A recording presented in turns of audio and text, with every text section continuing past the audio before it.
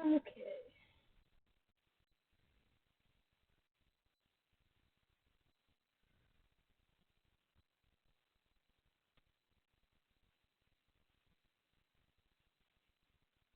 There we go.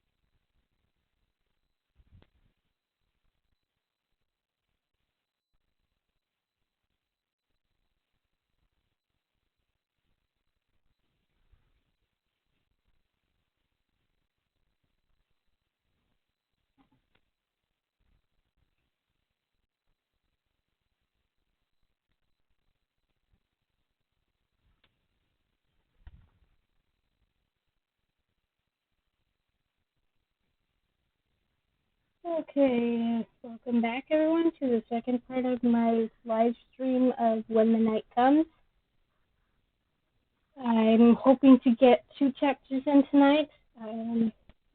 Chapter 2, and then there's a special chapter that comes between it and the current chapter 3. I think in the revamp they'll renumber the chapters.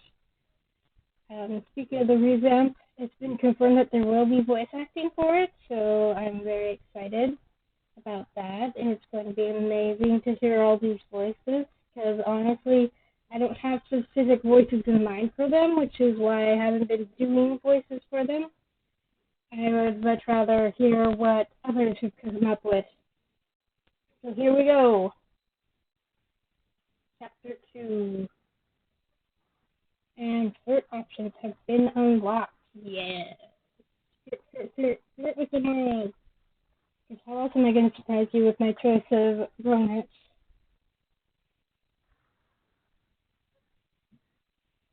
I make it to the enforcement headquarters with time to spare after August's thinly veiled threat about tardiness yesterday. Yes, he clearly doesn't want us to be late.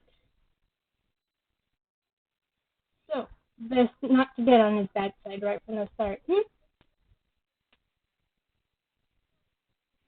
And hello, Sid. Welcome to the stream. After a terrible night's sleep on scratchy sheets, I couldn't possibly feel less ready to face my less than friendly superior. Yeah, a horrible bed will do that for you. And I love background here, how it's all marble and shit. Goes to show how pretentious it is. I raise my fist to knock on the door. The muffled conversation I hear coming from inside has me hesitating. Yeah, are we sure we want to interrupt here, but kinda have to? It sounds heated, and I glance at the clock on the wall behind me to check the time. I have 1 minute before I'm sure General Willenheim will admonish me for being late. That's a good question. Willenheim? How do you pronounce the end of their name? So, I take a deep breath and I knock. The voices stop suddenly. I hear a clack of heels and then, yes. Look, I never noticed before. Magic. Clearly their magic is getting away from them.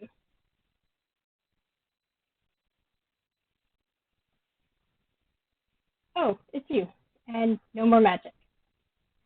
They quickly glance at the clock, brushing stray mauve curl behind their ear. Now, I like this little detail about the mauve curl because I hadn't noticed before that their hair is basically ombre style, that it goes from this beautiful dark black down to this lavender. I don't know if that's just the way their hair grows or if they dyed their hair or what, but it looks cool. Well, you're on time at least. Congratulations. Yeah, we'll see if I can keep being on time, right? Dot, dot, dot. I know it's terribly cozy out there, but please, come in. It's not like you invited me in or anything. I nod politely and quickly step into the enforcer's office. Again, gorgeous background. Gives you an idea of not just August, but just the agency that they represent. It's beautifully decorated, neatly arranged bookcases lining the walls, waiting with a collection of trinkets and tomes that possibly rival Evtra's, which makes sense since August is also a witch. There's a huge desk in the middle that's positively overflowing with reports and letters, a half-empty inkpot, an elegant sapphire quill poised and ready. Then, as if I'm experiencing a rather vivid case of deja vu, Piper appears before me, looking decidedly less impressed than she did in the tavern the other day. Which, excuse me, wasn't that the day before? Hunter Locke. Still decidedly unimpressed. Another choice. Be polite or just hesitate. Since it's me, nice to see you again. Hello, Piper. It's nice to see you. She stares at me, eyes narrowed as her gaze flickers to August, who stands quietly just behind me. The hands are crossed behind her back, a dark eyebrow quirked almost expectantly. Piper frowns at them, nose crinkling, before she turns her attention back to me. Yes, you too. So clearly she was looking to August for an indication as to how to behave, whereas I did not. I offer her a smile, but the one she offers in return doesn't quite meet her eyes. That's not good. I appreciate the effort nonetheless. So, you two have met already, In the tavern again, Piper? Well, what else is she gonna do if she doesn't have a hunt to do? Unless she has hobbies that we don't know about. And apparently her hobby is drinking. August sighs heavily when we both fail to respond, and Piper manages to look anywhere but her superior. Anyway.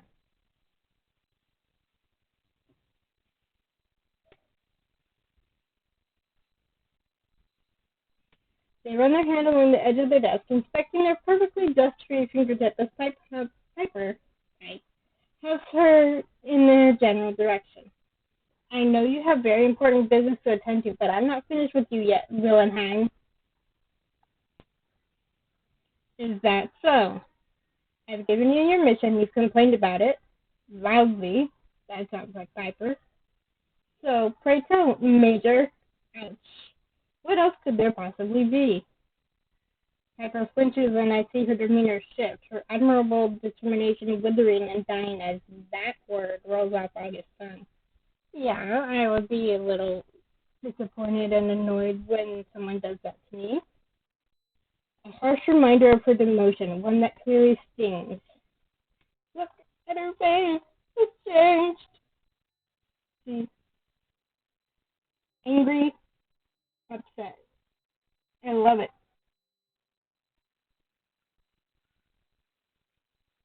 I wonder if I'll ever get the chance to ask her about it, to find out exactly what she did that warranted her being made such an example of.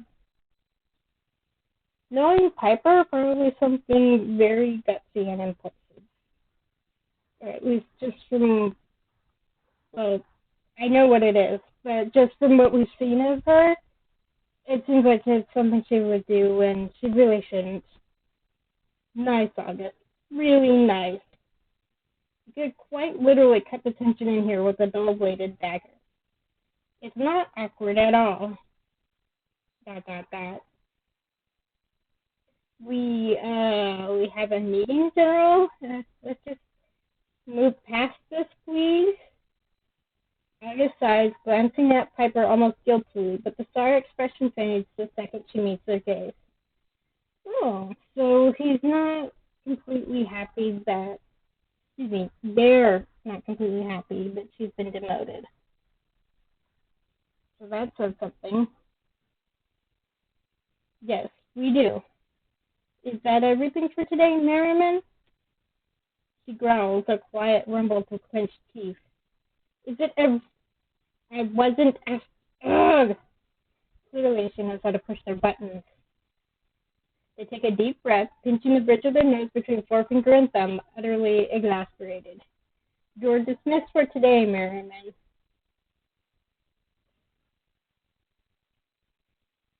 We stare each other down, and I wonder how the hell they ever managed to become one of the most successful elimination teams in all of Espia. Oh, really? I've heard countless weird and wonderful stories of their partnership with Piper's unparalleled strength and August's unmatched intelligence. But here, now, all I see is a dispirited hunter and an impossibly tired enforcer. So what the hell happened if they have that kind of reputation? Harry is on his way. I suggest you depart quickly. She glances at that, and I can almost see her admitting defeat, her shoulders relaxing, the furrow in her brow fading.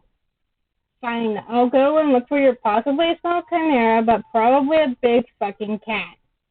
Oh, so we know what sort of mission she's being sent on now.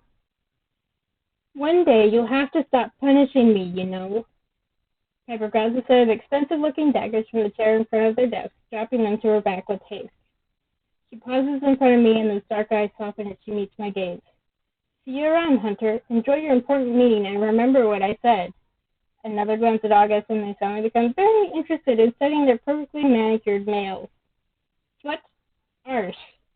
With a wink, she spins to face August. She squares up to them playfully, the enforcer towering above her, still uncaring, unbothered. What? And with that, she turns on her heel and slams the door so hard it shakes in its spring. Yeah, there definitely has to be some sort of good working relationship there before for her to do something like that to them, and they don't even blink an eye.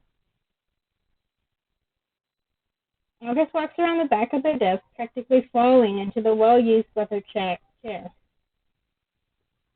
Oh, more pretty art. Oh, yes.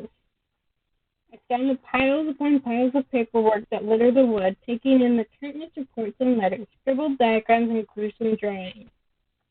I get the impression August is in over their head, the disorder of all this information making my fingers twitch.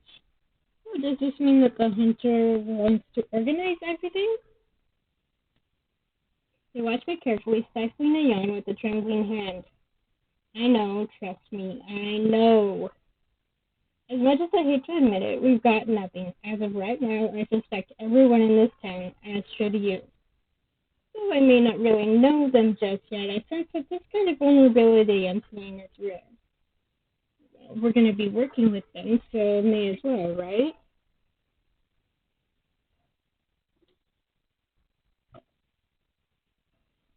August doesn't strike me as a type to admit defeat so easily, and something more serious than the usual stress of the job seems to be lingering under the surface. After what I saw back in Ezra's shop, I can't help but wonder what they were like before all of this, the way the young witch looked at them. Pity. Ezra pitied August. Another heavy sigh, a noise I suspect I'll be hearing often, and August hunched a quiet laugh. They relaxed back in their chair, and for the first time since we met, they seemed to let their guard down. I don't know why Harry decided you were the right person for this job above all others, but I trust him implicitly, so whatever plan he has for you, we had better make it work. Yeah, we sure have to get to the bottom of this. They paused, staring me down with those ice blue eyes.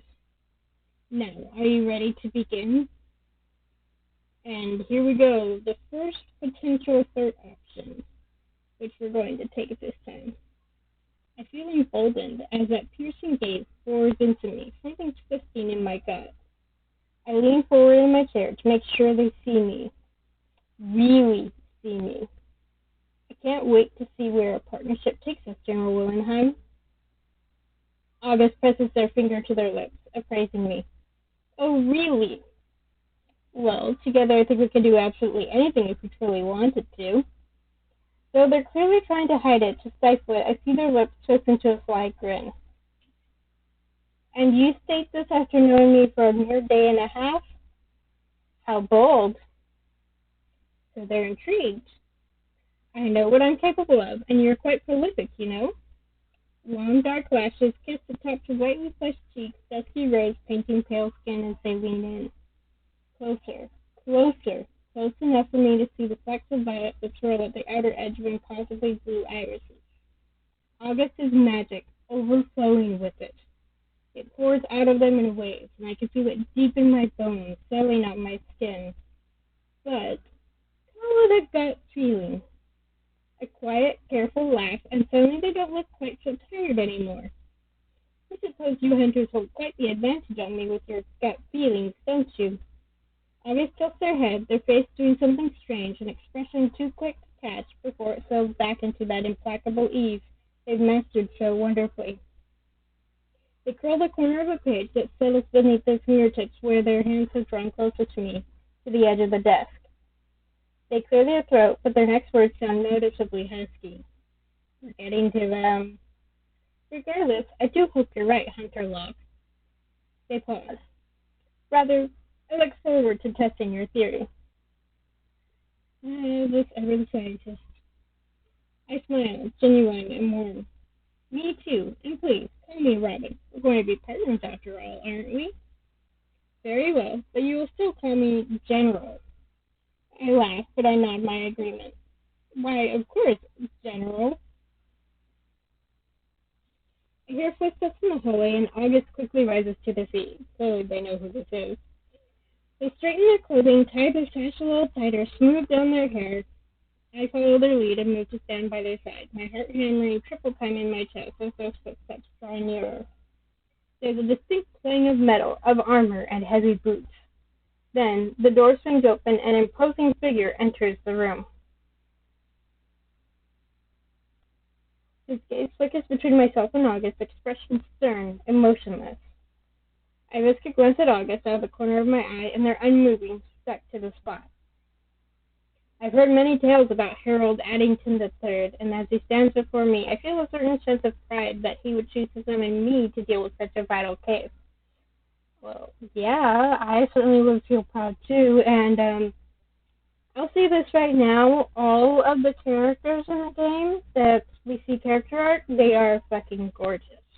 Whether the characters themselves are the same, not so much, but I have to admit character design was spot on with everybody, not just the love interest.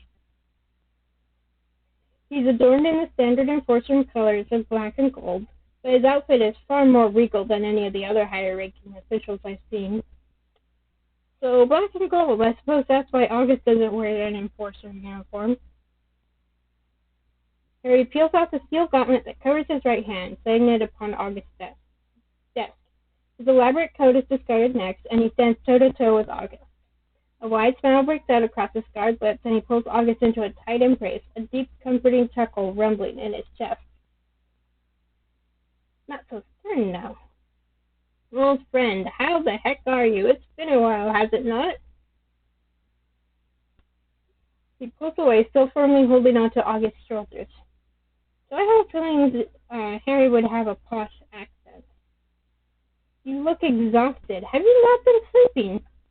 August offers him a wry smile as Harry drops his hand. I'm trying to sleep. Does that count? Oh no. That explains why they're so tired. Harry throws him a look, something stern but edged with a certain fondness, one that a father might give to their child. So a hint at their relationship. Look after yourself, Augustus. August nods once, still smiling as Harry turns to stand before me. Towering over me, by the way, because Harry, if I remember correctly, is 6'2", and Robin, as I mentioned last stream, is 5 foot flat. Hunter Locke, it's such a pleasure to meet you. I can finally put a face to all of those impressive reports I read. Okay, so we have quite a reputation. He offers me his hand, and I eagerly take it. It's a pleasure to meet you too, Lieutenant General Addington, sir. He smiles warmly, keeping his grip on my hand, his other holding my forearm. Harry is fine, none of that formal nonsense. If we're going to be working together for the foreseeable future, we might as well get familiar, wouldn't you agree? Very different attitudes towards leadership, but it kind of fits with what little we know of each of them. Of course, sir, Harry. He laughs, and I feel incredibly relaxed in his presence. Now, let's get to business, shall we? August hands him a standard issue file that's sealed with wax bearing the Scarlet Enforcer emblem. They watch me carefully as Harry breaks the seal, a heavy sigh falling from his lips as he quickly scans the report. He closes his eyes, handing the papers back to August before he turns his back to his phone. A silent moment passes and Harry rounds his shoulders, clicking his neck before he faces us. You know, Robin, I've worked for the Enforcers for nearly 30 years, and I've never felt quite so useless. Harry pauses, the labor in his voice evident as he composes himself. We've lost some of our best, our brightest, kindest. I truly am at a loss, and I'm finding it hard to remove my emotions from the equation when it's my own people being needlessly slaughtered. So considers Huntress his people, huh?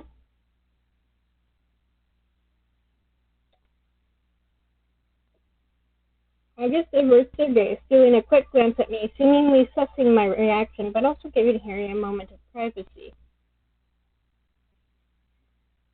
Nothing can bring them back, but we can bring those responsible to justice.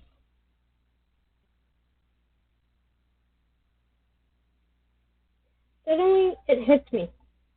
The victims were hunters, weren't they? Yes, they were hunters, just like you.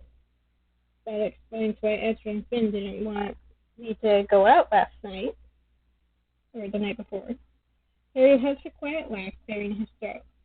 I know we're putting a great deal of responsibility on your shoulders, but I have never any faith that you're the one who can help end this badness. No pressure. Now, do you have any questions? And then we'll get to ask both of the questions, but which is more pressing? usually just go top to bottom. How many victims do we have so far? August looks at Harry for guidance, and Harry nods his permission. 4, but we anticipate more. The victim has shown up every 7 days for the past month. Ouch.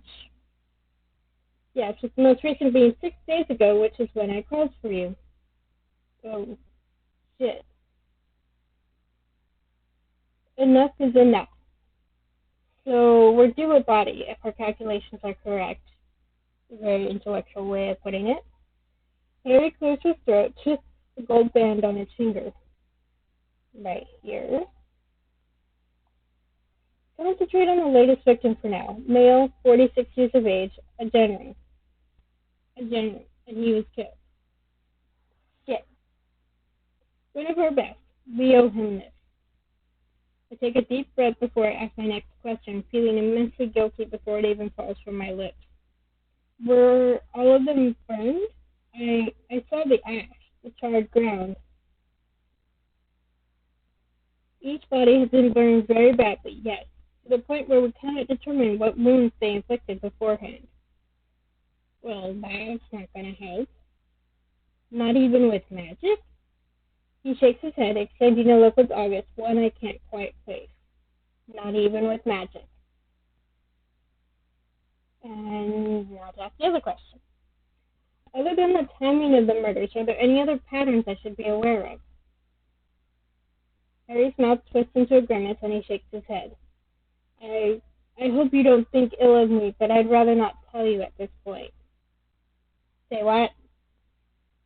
He and August share a look, and August seems perplexed by this statement.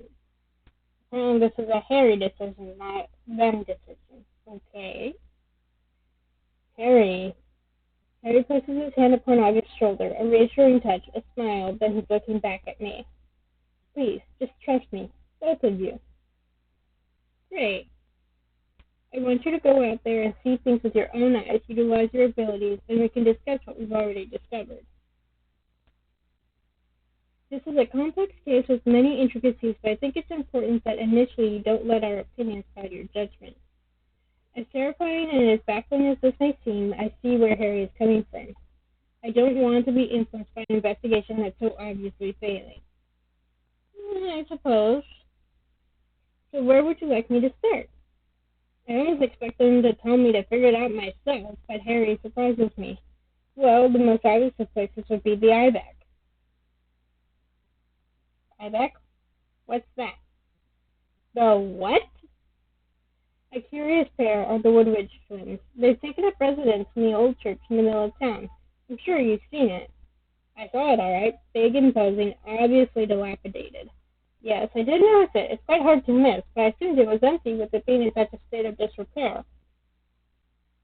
We can only dream that it becomes vacant, unfortunately.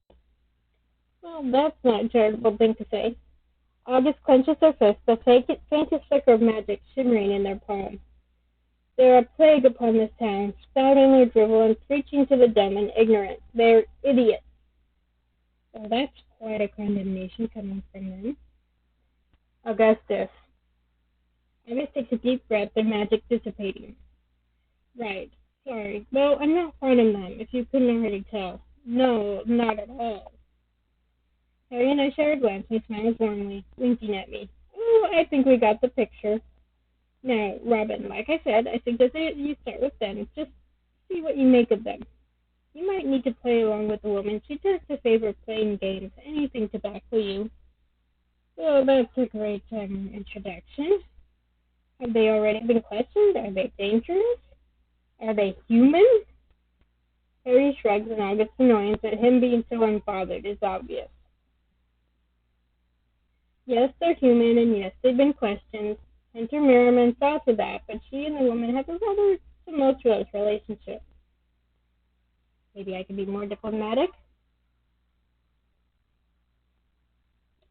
Piper doesn't strike me as the type to have much patience with people she doesn't respect. Their alibi is solid. They have a guard, a human who has connections to Clan Casimir. What sort of connection? She has no reason to support the IBEC other than just doing her job. I'd still be interested to hear what you think of her, though. So, in theory, they're harmless, but they do have the people here for some bizarre reason. Well, we don't know much about them. They prey on fear, and the town is infected with that right now. Be cautious of them. They certainly won't take kindly to you. Why not? Oh, I think Robin can handle them just fine. Have some faith, August. August waves their hand dismissively, wandering over to a filing cabinet that's nestled in the far corner, whilst muttering something under their breath. A warm hand touches my arm, a reassuring gesture. We trust you, Robin. Thanks. Now, once you've spoken to them, I suggest just going wherever your gut tells you. There's plenty of other Lunarians for you to get to know, so just take today to really find your feet. Great. I suppose if I don't want to be influenced by the previous investigation, this is the best way to go about it.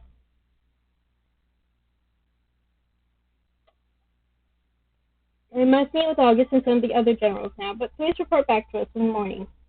Unless you find any damning evidence, of course, in which case report back immediately. Well, duh.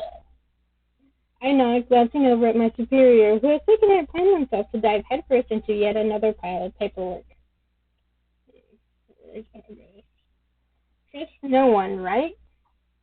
Not a bloody soul. Does that mean don't trust you either? Or August or Piper?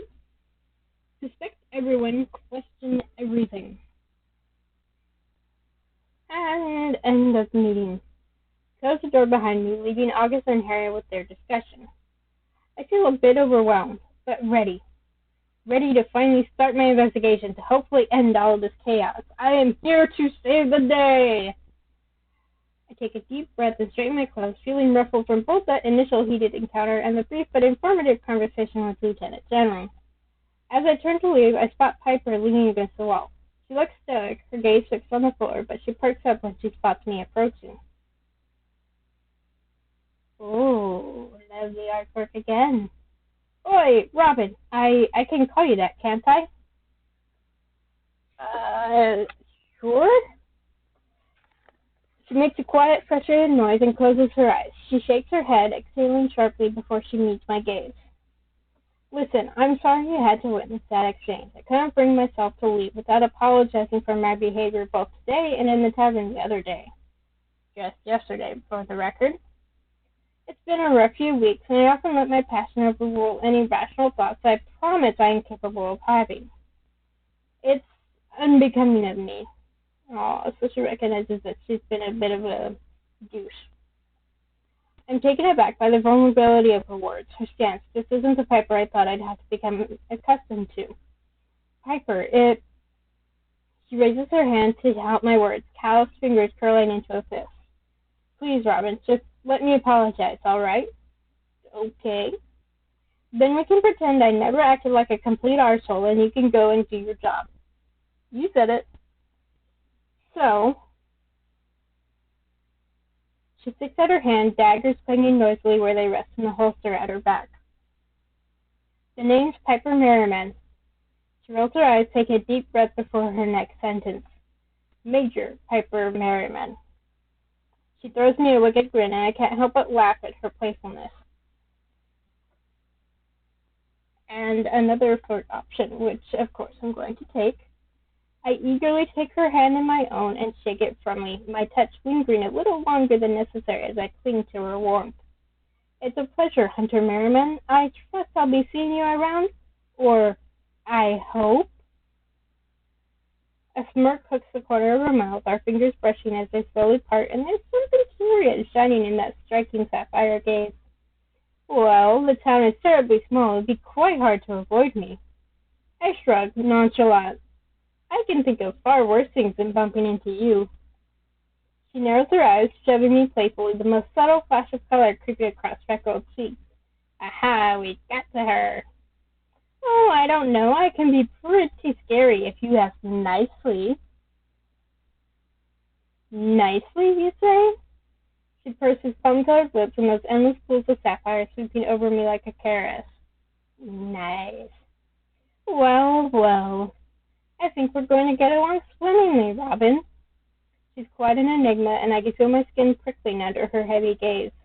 It's certainly not an unwelcome feeling. She starts to laugh, the sound wholly inelegant but charming nonetheless. What's so funny? She narrows her gaze, shifting from one foot to the other as if she has excess energy to dispel. Oh, nothing much. Just didn't expect you to be quite so interesting, I suppose. I feign offense, and her answering laugh is magical. I'll just have to prove myself then, won't I? That you will. Now. With a heavy sigh, Piper glanced at the clock before turning back to me with a roll of her eyes. Oh, I'd better get going. I have an inevitably, I always mess that word up, worthless mission to get on with. People in this town are adept at mistaking common house cats for ghastly creatures. Must be something in the water. I should go too. Yes, of course. Now, off you go. Save Lunaris and all that. See you around, Robin. She turns on her heel and heads for the exit, pulling her chestnut hair up into a messy bun as she goes. I wondered if she was actually going to pull it back properly, because long hair like that gets in your way. That's why Robin, who also has long hair, usually has it pulled back into a braid. And when she's working, she tucks that braid up into a bun. I gather my wits, checking my supplies and weapons, adjusting my armor. It's time to begin.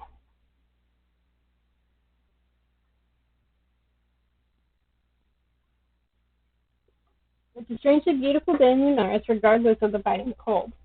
The sky is clear, the cobbled streets abuzz with smiling faces, people strolling to the market with empty baskets and full pockets. There's certainly a different vibe to the last time I walked the street. No panic, no haste. As I draw nearer to the center of town, I see that imposing white building. Scarlet flags sway in the wind, but the closer I look, I see that they're tattered and dirty. The twins may be human, but the way my stomach drops and twists as I approach the weathered wooden door tells me I may be a little shocked by what I find. That's not good. I push open the heavy doors, and the sight that I'm met with snatches the breath from my lungs. The abandoned church is huge. Its stone ceiling was seemingly once decorated with an intricate painting, but the layers are cracked and peeled over time, and nothing more than the remnants of what looks like a starry night sky remain. So a bit like the Selena System Temple? Or just things look like the sky? The furniture is caked with a thick layer of dust, and the pews are in disarray, covered with strange etchings that look like they've been carved into the cheap wood with a blunt nail. That's not appealing at all. There's a lot to take in, but I'm not here to scour this ruin for evidence. I'm here to talk to its inhabitants. The dread that's now firmly seated in the pit of my stomach churns violently, but it's something odd, something that lingers. I anticipate that I might find a lot more than I bargained for if I truly desired, but I need to focus. I need to find the Woodridge twins. As if by magic, two pairs of startlingly bright blue eyes emerge from the shadows near the destroyed pulpit. Hello, Hunter. We were expecting you. Oh, more gorgeous people, though I suspect they're not going to be as nice as Harry.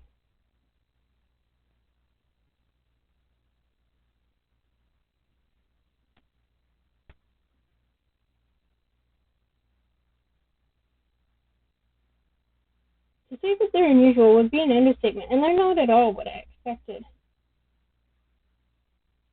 So, starting on questions or start slow? I'm going to be a nice person and start slow. Don't want to just dive right into it, right? I offer her a small, friendly smile, however forced it may be. Word travels faster, doesn't it? I'm Hunter Locke, and you are... She narrows her eyes at me, suspicious for the briefest of moments before she's smiling unquestionably friendly. Despite her best effort, it's still unnerving. Yeah, check out that smile. That's not really friendly. I'm Aurora, and this is my dear brother, Armoros. It's a pleasure to make your acquaintance, Hunter Locke. I nod politely, not quite sure which of them I should be focusing my attention on. Armoros doesn't appear to enjoy talking, or maybe he's simply not permitted to. His overbearing sister is clearly the leader of the two, which is unusual. I mean, this kind of society you'd expect that the men would be in charge. I mean, Harry's in charge of the enforcers, or maybe that's just the way it worked out. But this is, of course, not a reflection of reality. So clearly, Aurora is the one in charge, so she's the one I'll talk to. I study her steeled gaze, and she seems completely at ease, confident. So, Aurora, can you tell me what you do here? Armorous looks relieved that I didn't focus my attention on him, his one stiff shoulders sagging. So, we picked pretty good. Aurora clears her throat, a delicate hand covering her mouth as she does so. Well, what exactly would you like to know? What is this place? I clear my throat, trying my hardest not to be distracted by their unnatural stillness. Can you explain to me what you do and why? The share look and Amorous nods once under his sister's ice-cold gaze. Our purpose is simple. We spread the word of the night of those that are oppressed and murdered in cold blood. And who exactly are the oppressed, Miss Woodridge? Who the fuck are you defending, lady? She giggles to sound musical, but engine and manic. That's not good. The creatures, of course. I look at Armorous and he drops his gaze, color sweeping across his pale cheeks. Is my answer not satisfying, Hunter? Surely you know that the institution that you serve brings harm to innocence. That the creatures that you kill are nothing more than confused, lost, looking for salvation.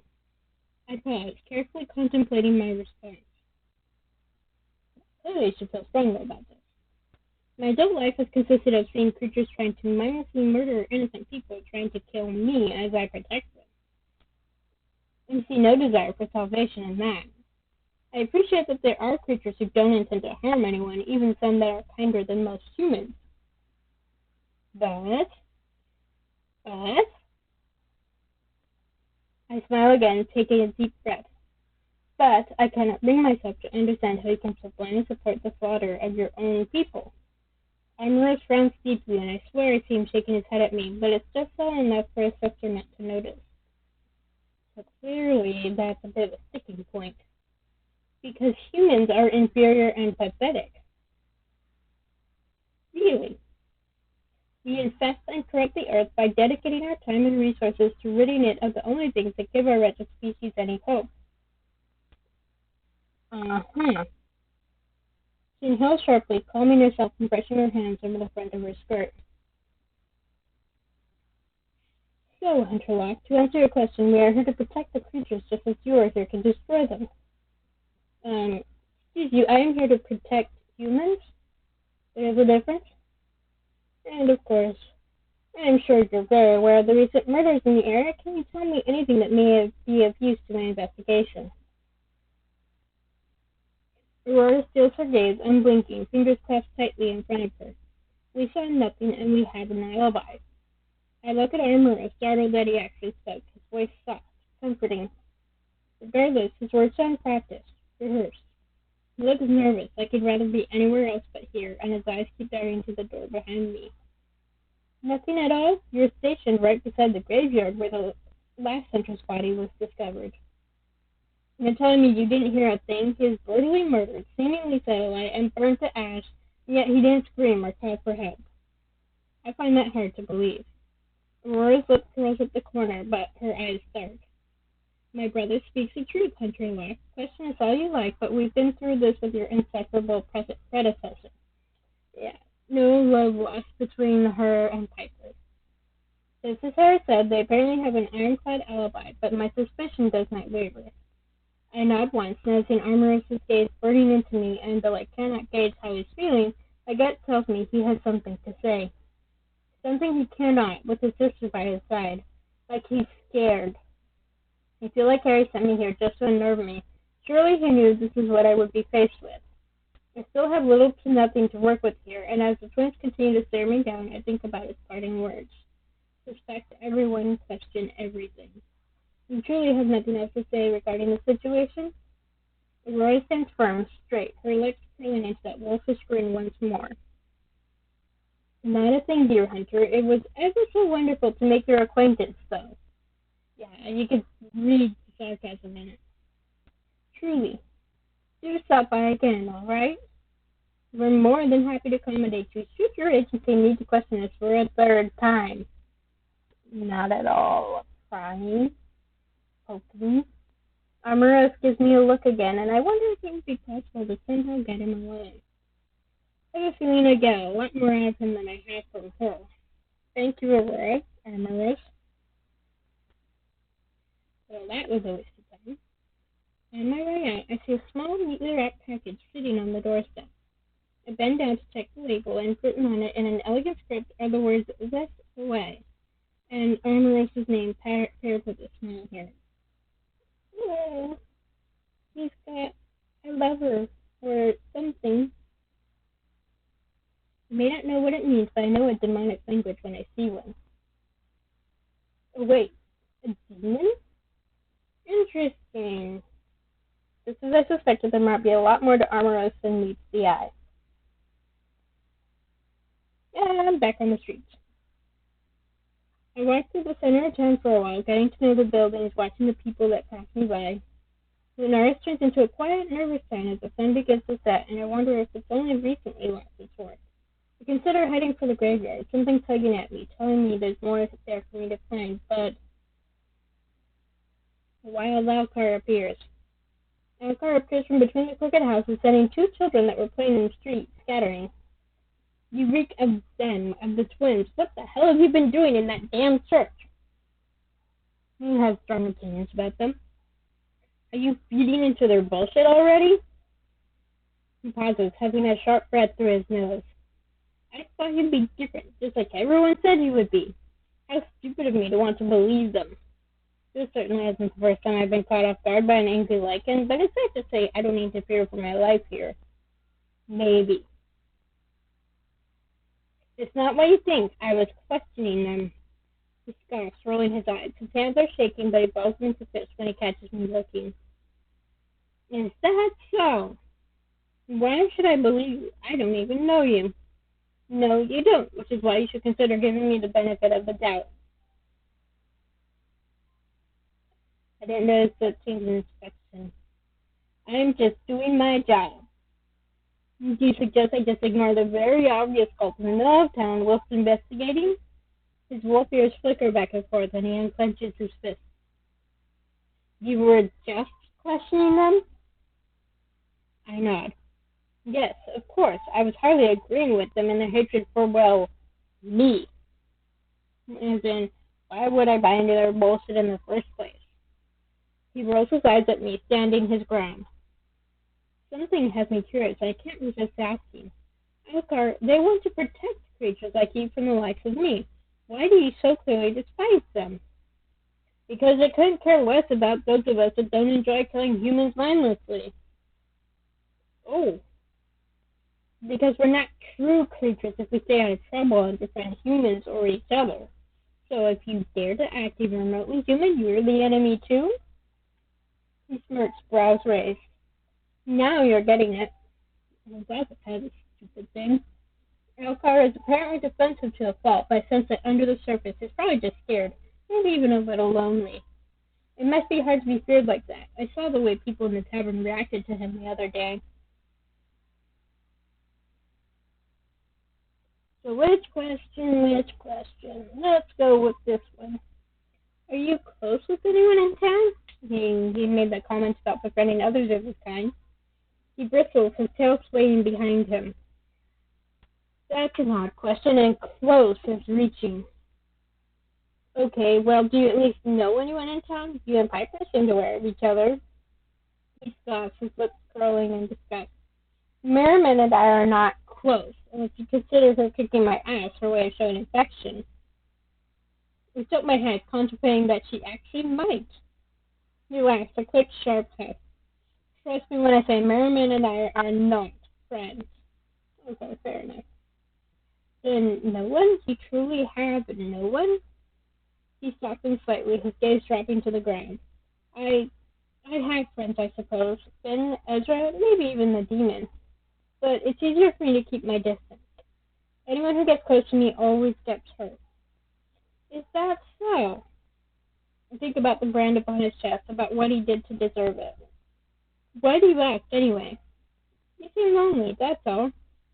He straightens up, wolf ears pressed flat against his skull. Well, maybe I like being lonely. Have you considered that?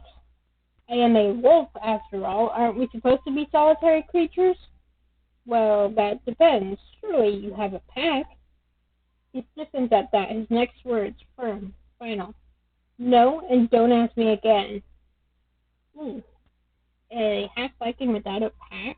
That's unusual. Daniel swiftly replaces any trace of anger that I feel from him. Oh no, what happened? Why does he have no pack? I'm sorry, I didn't mean to. I won't mention it again. Thank you, Hunter.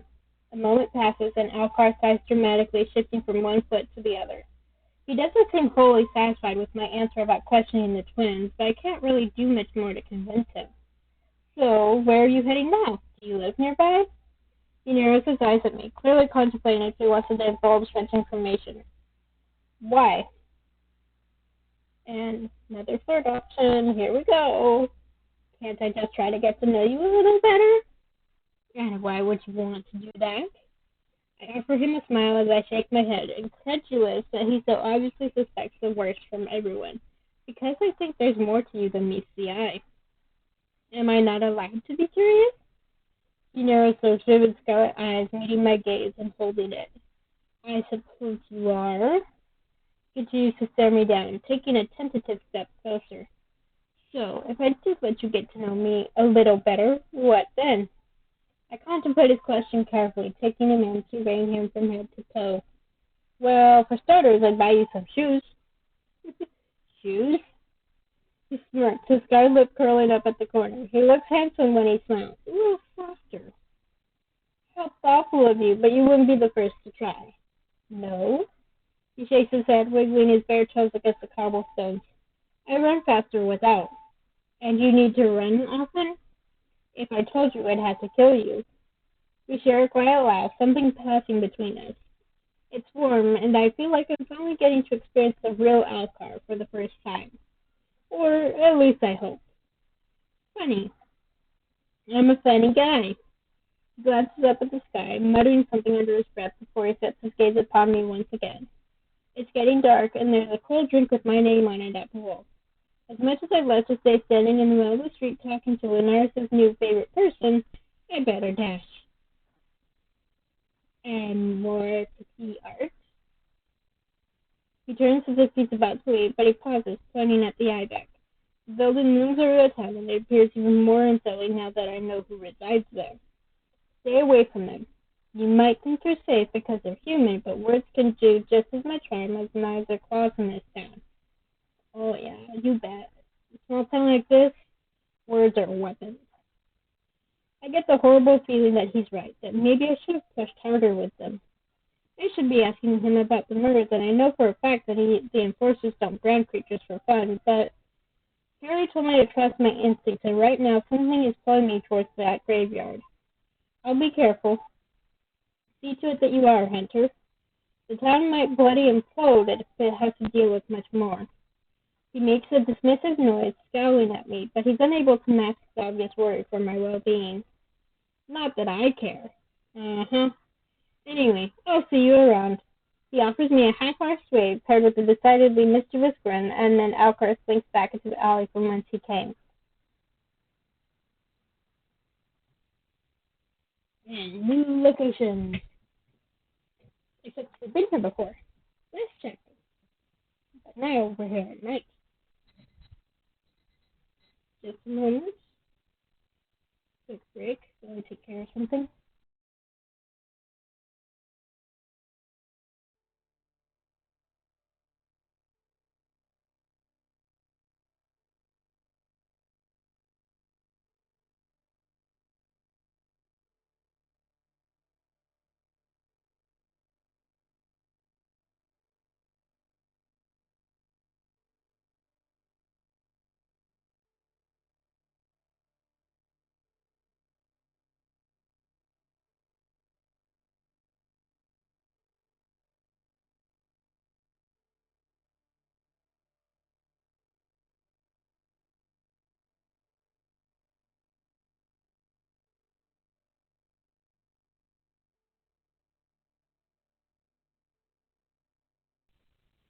Okay, and I'm back.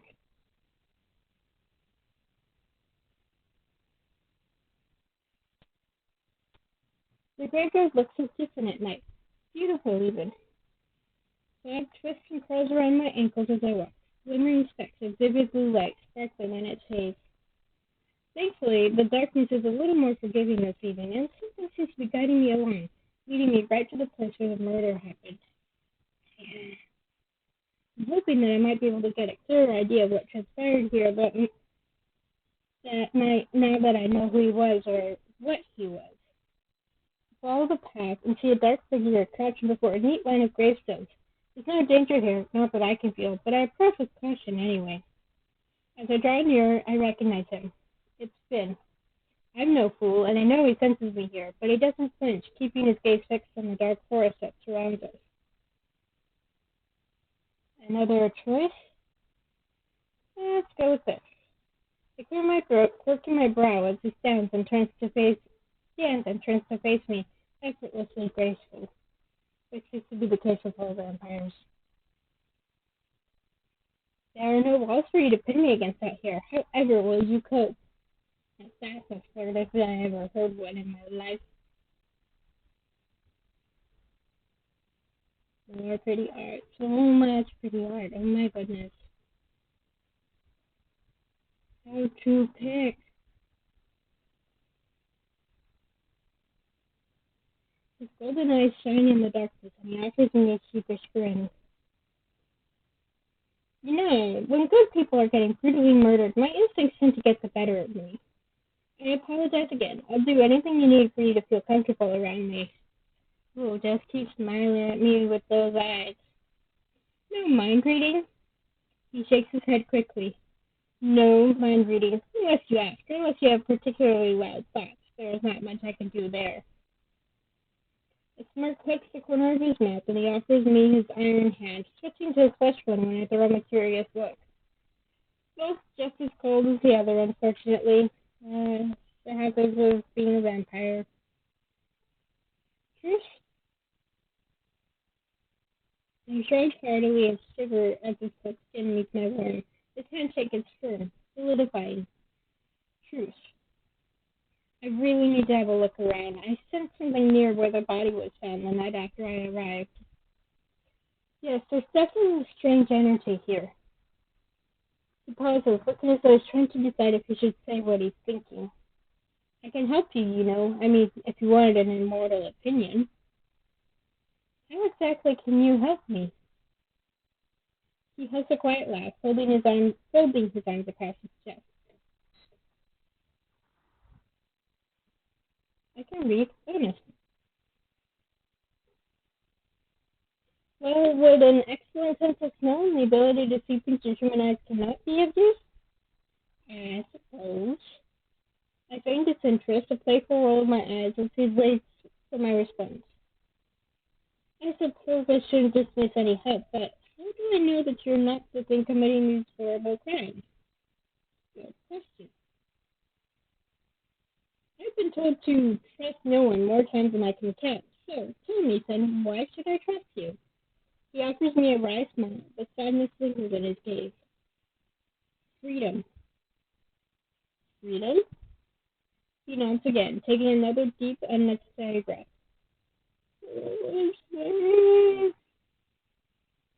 I've been trying to be a better man since the day I died.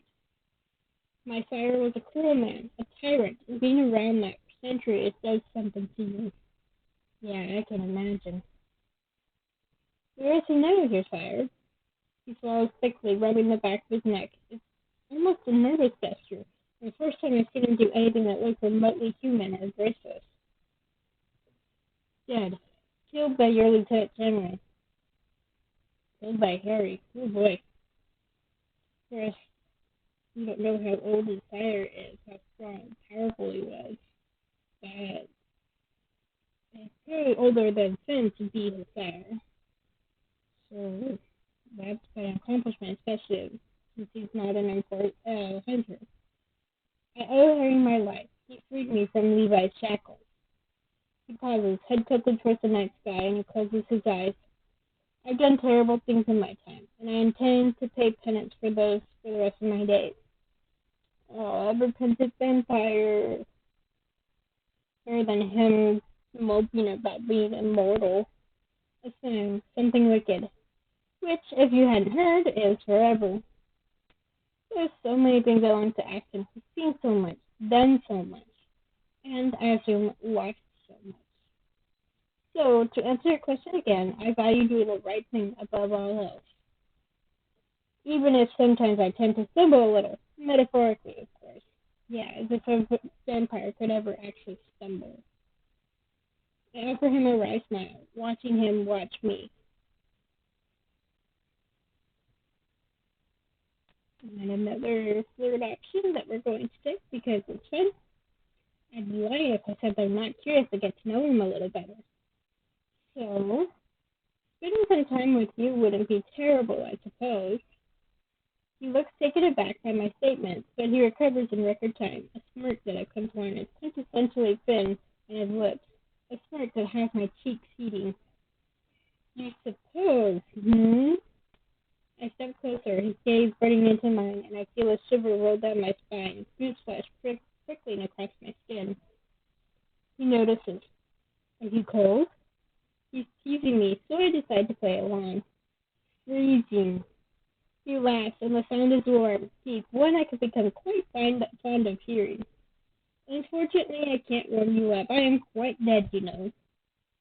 I raise my brow at him, unable to stop the smile that spreads across my lips. Really, I didn't notice. The fangs and deathly pale skin are ever so subtle. I know, sarcasm, gotta love it. Another laugh, and he pokes the point of one of his fangs with the tip of his tongue before he speaks. I find myself watching the movement quite intently. I don't think I've ever been called subtle before. Well, there's a first time for everything. He narrows his gaze, apparently contemplating his next sentence quite carefully. You're different, aren't you? I like different. I cleared my throat, snapping myself out of this little daze I appear to have rolled myself into. We should. He smiles wider this time. His handsome bathed in the moonlight, even more so than in the artificial light of the shop. Of course, a vampire would be very handsome in moonlight. It's distracting, I'll say. He's apparently quite distracted himself, clearing his throat before he next speaks. So his man is unaffected as he brackets to think. Yes, we should. I brush past him a little closer than necessary, another shiver overtaking me as I feel his cold skin against my own. I head for the crime scene, hyper-aware of him following close behind, knowing his gaze is burning into me. We just stop at the charred patch of grass, spin bending to pick up one of the bloodied shards of the shattered gravestone. He brings it to his nose, glancing at me before he gives it a sniff. He crinkles his nose, apparently repulsed by whatever scent he's picked up. He hands me the stone, wiping his hands off on his trousers. I suggest you keep that. That's like nothing I've smelled before, and I've smelled a lot of different things in my time. It's okay, you're a vampire. I get it. And do you know the meaning of buttoning up your shirt? But I guess as a vampire, the cold doesn't really bother you. Excuse me. I throw him an accusatory glance before I turn my attention back to what he's handed me. I put it in my pocket for safekeeping. You can't pick up anything familiar at all, so it's not the victim's blood then. He shakes his head. Definitely not his. It smells. If it's from a creature, it's certainly not one I've come across in my 600 years. So we have a general age for him, which means the Shire is older than that. Well, here goes nothing. I do exactly as I did last time, closing my eyes, concentrating, pouring all of my energy into seeking out that lingering memory. It's just as I remember, painful, loud, and I almost can't hear it as a deep, scared voice echoes in my mind. Hearing a voice this time. Leave while you still can. Not ominous at all.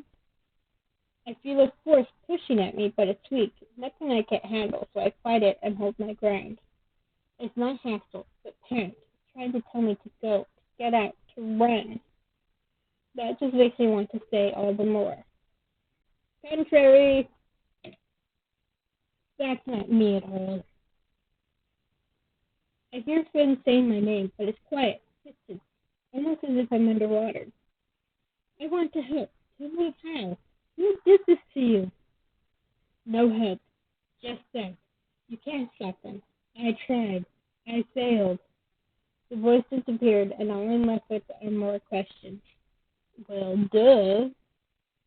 I opened my eyes to find Finn crouched before me, eyes wide, concern etched on his handsome face. Robin, are you okay? What the heck was that? I don't know, you tell me. I wasn't listening, but I couldn't block it out. He was so loud. I exhaled sharply, shaking my head, taking his hand as he offers it to help me stand. I fall against him, and he catches me with fluid grace, holding me steady. It was the hunter. It must have been. What did you hear? He pauses, frowning, tightening his grip on me. Yes, please, continue to hold me. I don't mind in the slightest.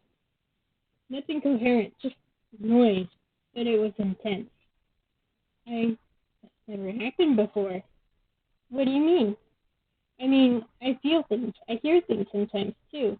But I've never directly spoken to a spirit like that before. Maybe it's because he was also a hunter? At least that's what I think it was. I should go find August. He seems reluctant to let me go, a stitch in his brow as he looks at me. Are you sure you're okay? I nod, regretting it immediately as a wave of dizziness overtakes me. Oh boy. Whoa there, I've got you. You need to find Ezra. He can help you. Trust me, he's good with weird shit like this. Yeah, he's a witch. Of course he's good at this shit. I contemplate heading back to see August, but I suspect they wouldn't appreciate me barging in at this hour with little more than a ghost story. You're right. I would head for the shop immediately. Finn nods, still watching me, holding me close lest I wobble. Head straight there. Promise me. I place my hands on his chest and Finn holds my arms to try to steady myself. This is such a lovely picture. I will. Thank you, Finn. I chase his touch as we break apart, cool fingertips soothing against my skin. If you need me, don't hesitate to come. Ezra can tell you how to find me. I swallow thickly, nodding, trying to shake myself from this haze. I will. I swear it. He turns and heads for the forest, casting a final lingering glance at me over his shoulder before he disappears into the darkness. Now, I need to find Ezra, and fast. Off we go. That was a lovely interlude with Finn. I hurried to the shop, still sitting on my feet and my mind reeling. What the hell is going on in this town? I know. I round the corner and spot Ezra's lantern, but it's not lit. I didn't realize how late it had gotten, and I can only hope that he's home. I knock on the door and immediately hear a loud crash followed by quick footsteps. Oh, you're not Ezra? The door creaks open slowly, and a sheepish face that's definitely not Ezra's appears. Hello? I'm taken aback by the sight of the demon, his eyes wide and wondrous as he stares at me, apparently trying to figure out what to say. Are you supposed to be in there, Omen? He holds the door a little tighter, knuckles bleeding white. Yes, I'm maybe kind of living here right now. Oh, really? He smiles shyly, his ears twitching. Oh. Ezra took me in when I had nowhere else to go. I don't stay here all the time, just when I need to. I see. Well, is Ezra here? He shakes his head, opening the door a little more. No, he went out. He said he wouldn't be long, but I don't know exactly when he'll be back. His eyes widen a little more as if he's remembered something, mouth forming a little O. Sorry, would you like to come in? Oh, adorable. I contemplate rushing off to continue my search for Ezra, but I would be stupid to miss a chance to find out a little more about this curious demon. I'd love to, but just for a moment. There's a neat little pile of cushions arranged on the rug in the middle of the shop and a handful of empty wrappers that I can only assume were once filled with treats. What sort of treats? Omen rushes to pick up the wrappers, crunching them into a ball, his tail swaying, and he sticks them in a small bin hidden behind the counter. He seems oddly at home here, so I assume he's telling the truth about staying here often. You seem very tired. Have you been busy today? I laugh quietly, rubbing my temple, my head continuing to thrum. Very busy, yes. He nods, picking up a lightly glowing blue crystal that sits on the countertop, fiddling with it nervously. Omen, can I ask you a few questions, if that's okay with you? I suppose, yes, but I might not be able to answer much. Why is that? He flinches, grimacing. I try to stay out of things, but humans don't like me very much. Aw, who could not like you? Because you're a demon, right? His mouth twists into something that looks like it's trying and failing to be a smile. Aw, yes, that. I suppose that's fair. It's not every day you see a demon like him walking down the street, even these days. He's well glamoured, but still quite obviously inhuman. In a town like this, when so small, I imagine he's quite an unnerving presence. So, ask about the murders or ask about himself? Let's start with himself first. I don't know much about you, Omen. Where are you from? How long have you been here? His eyes widen, pupils dilating, and I see the slightest hint of crimson flickering in the chestnut brown. Ooh, a little sensitive. I've been here about 2 years. Time passes differently here for me, so it's hard to know for sure. Oh, look, he's blushing. You'd have to ask Ezra, but he will know. I don't miss the way he so tactfully ignored my question about his origins, but I decided not to press him. Good idea. It's kind of personal, especially for a demon. Yes. How did you meet Ezra? He lights up at that question, practically bouncing on the spot. Oh. I met him the day I arrived in Lunaris. He was the first person I saw, and he took me in without question. Aw. Ezra is very kind, it would appear. Yeah, we picked up on that already. He nods enthusiastically. He is quite wonderful. Everyone thinks so. Well? He fidgets, dropping his gaze to his hands, blackened fingers toying with the blue crystal again. The General, August. They don't like him very much, and that makes Ezra sad. Oh. Do you know why? He shakes his head, biting his lip. No, I didn't want to ask, but Finn says they've known each other a very long time. Yep, so we were right. There is history there. And now to ask about the murders. Do you know much about the recent murders? Omen passively looks out the window, a sad look crossing his face. I know that the humans are upset and that the ones who were killed were hunters. Ezra seems far more tired, and Finn visits him less. Alcar is distant. Oh, kind of pushing friends apart. That's not good. I thought him and I would be good friends, but now I'm not so sure. Oh, baby D. He sighs, a knot in his brow. Everything is different, and I don't like it. His eyes light up as he turns to look at me. But now you're here, so everything will be good again. Oh, so trusting. And the tail shifted too.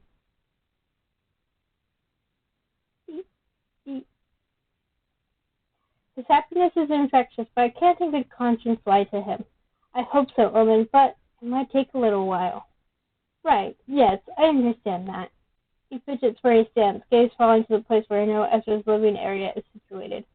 Can I show you something? Of course you can. One moment.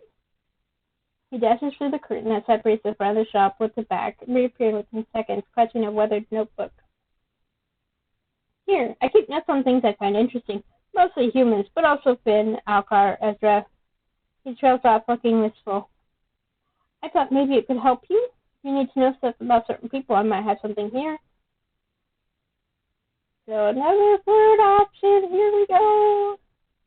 You said you write about things that you find interesting? That's right. Anything interesting, intriguing, fun, sometimes things I don't understand so I can ask someone later. I smile, enamored. He's so wonderfully curious, and it's an absolute breath of fresh air. Is there anything about me in there? Another blush, he stutters, holding the book a little tighter. Well, maybe? I raise an eyebrow at him, and he shyly drops his gaze. Yes. Yes, there is. My smile grows exponentially, and Omen smiles in return, the color in his cheeks almost matching his shirt. Aww. What did you write about me? His tail sways back and forth enthusiastically, curling around his leg. You're putting me on the spot. As long as it's nice, I don't mind. I offer him a wink, and he laughs. It sounds charming, almost a giggle. Oh, it's very nice. Trust me. Aw, look at that smile. I sighed dramatically, watching him watch me. I have a feeling there will be more notes in his book this evening. Well, I guess I'll have to trust you if you're not going to show me. Never say never, Robin. I feel a sudden twinge of pain in my temple again, the sensation unpleasant, burning. Robin, are you okay? Owen rushes to my side, the notebook forgotten on the counter. He reaches for me, but he's hesitant. I can feel an impossible warmth radiating off his palm, but he withdraws his hand before he touches me. Good idea. I'm fine. I really need to find Ezra. Do you have any idea where he could be? I don't know for sure, but he usually goes to the market, the tavern, the catacombs. The catacombs? He nods, leaning closer. Yes, that's where the vampires are. He presses his finger to his lips, a human gesture that looks out of place. Practice. I would try the tavern first, though. He did mention he needed a drink. He likes wine after a busy day in the shop, and today was very busy. Thank you so much, Omen. I'd better hurry. I bid him a quick farewell and head back out into the darkness. So off to the tavern. I push my way into the tavern, scanning every table for that shock of white hair, and my strained relief, I see a friendly face. Ezra. He's noticed me already, his hand raised, beckoning me over to where he sits, alone in a cozy spot in the corner. His smile is as bright and as wide as I remember, and I take a seat before him. It's good to see you, Robin. I hope the town hasn't scared you off yet. I raise an accusatory eyebrow at him, earning a laugh. Well, even if I was scared off, I can't really go anywhere, can I? Ezra smiles softly, but he seems restless. I suppose not, no. What's it like, being bound to do whatever you're told? Yes, Ezra is quite a caretaker. No. What answer should we go to here? It's lonely, or I quite like it. I'm gonna go with this one. I contemplate his question for a moment, wondering just how honest I should be. Well, it is quite lonely, especially when you're torn from your previous post and dropped into a weird town full of strangers. Which is exactly what's happened. And murders. Don't forget those. He winks a sparkle in his eyes. Aw, wink. And murders, yes. Well, I'm sorry you have to endure that. Loneliness is a terrible thing. Yes, it is, and I am very grateful that I have family and friends that keep me from being lonely. He sits a little straighter, determined. But you shall be lonely no more. We've got you now. We're here for you. That is Ezra. Just for the Harry Potter world, I'd say he's a Hufflepuff. Me? He rolls his eyes playfully, a hand over his heart. You wound me. Yes, we, myself and Finnegan, Piper, and, well, maybe even August. I laugh as Ezra grimaces at that thought. Really, though, you have people here, so maybe dead or just being stubborn, but you have us. Okay. Thank you, Ezra. That means a lot. He shrugs it off, running his finger around the rim of his wine glass. The thing is that we've all been lonely at some point. Some of us always will be lonely, even surrounded by people. Are you talking about yourself? But even if there's the smallest chance that you can quell that with good company, then you should take it. He looks up at me, and I wonder how such a human exists. He's kind, and possibly so. I find it very hard to believe it could ever be an act. Yeah, there are just people like that who just want to be kind. And they are not bored, no matter what those edgelord wannabes say. So, you have friends here, Robin. The barmaid comes over and rolls her eyes, hand on her hip as she addresses me rather curtly. Drink? Should we have wine? Which woman said that's what he was having. Whiskey or ale or water? Let's go with ale.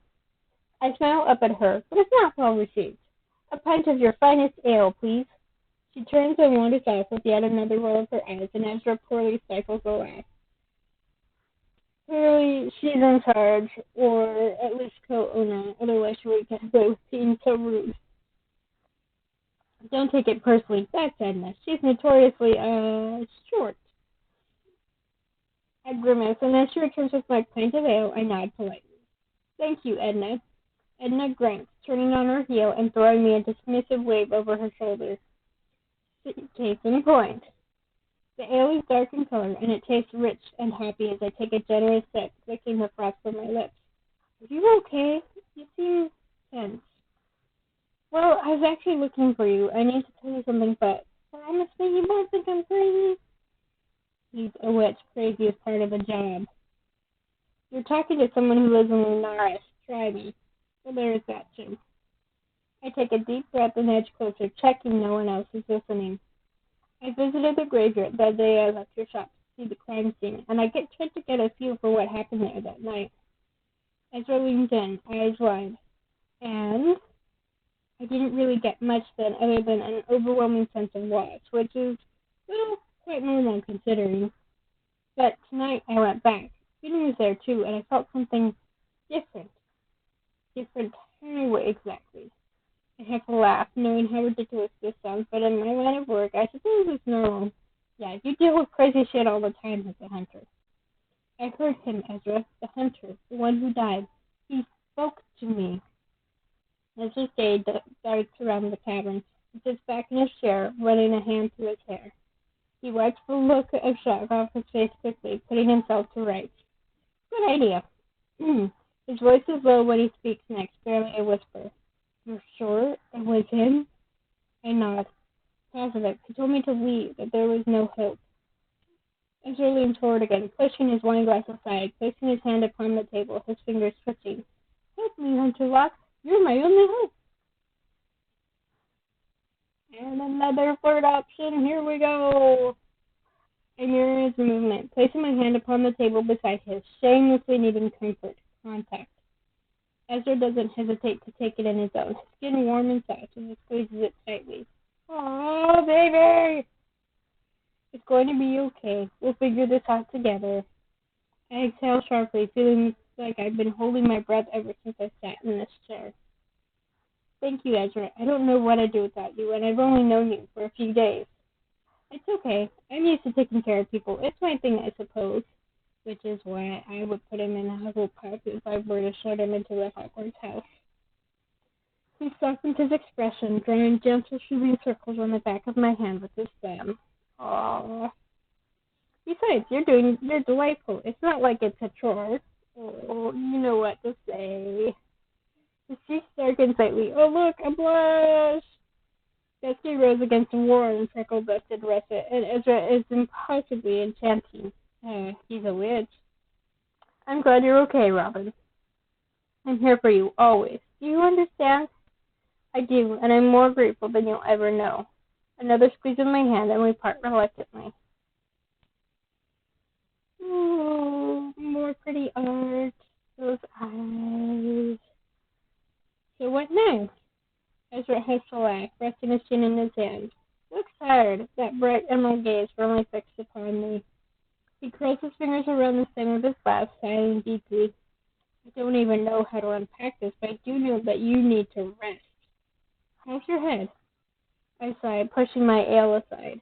Still hurting. Ezra fishes around in the pouch that's attached to his belt, retrieving a small vial full of what looks like an herb or flower. Again, with the difference in pronunciation. British would say herb, I say herb. Here, crush this into some boiling water and it should help with the headache. It's just some feverfew and firebird. Completely natural, I promise. I take the vial and tuck it safely in my pocket. Do you have a pharmacy in there? Really? He laughed softly, shaking his head.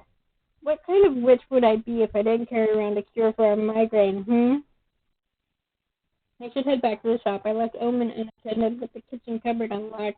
He'll eat me out of house and home. I did check there before I came here. He'd gotten into the suite. Shit. And that's definitely my cue to leave. No, rest. Whatever you experience today will still have happened tomorrow. I know what you hunters are like. I bet he does. No matter how much of a bossy pants August is, your report can wait until morning. I smile up at him as he stands. I promise, I'm great. I need my bed more than ever right now. Plus, I need to decide how to put all of this into words. That changed everything for me, didn't it? Yes, I'm afraid it did. Just he sighs deeply, resting a hand upon my shoulder. Be mindful of who you share this information with, okay? There are eyes and ears everywhere. Good night, Robin. Good night, Ezra. I stare out of the window and I spot the first snowflakes falling from the stardusted sky. Winter has arrived in Lunaris. My headache is persistent as I lay in bed, but nothing can possibly stop me from falling asleep after the day I've had. For real. I finished the tea that I made with the flowers Ezra gave me, hoping that it begins to take effect. I closed my eyes, but just before I drift off, a distant whisper. My name was James.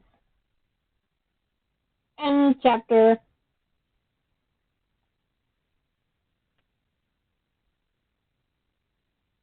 Okay, I'm going to save here and take a quick break. I will be back shortly.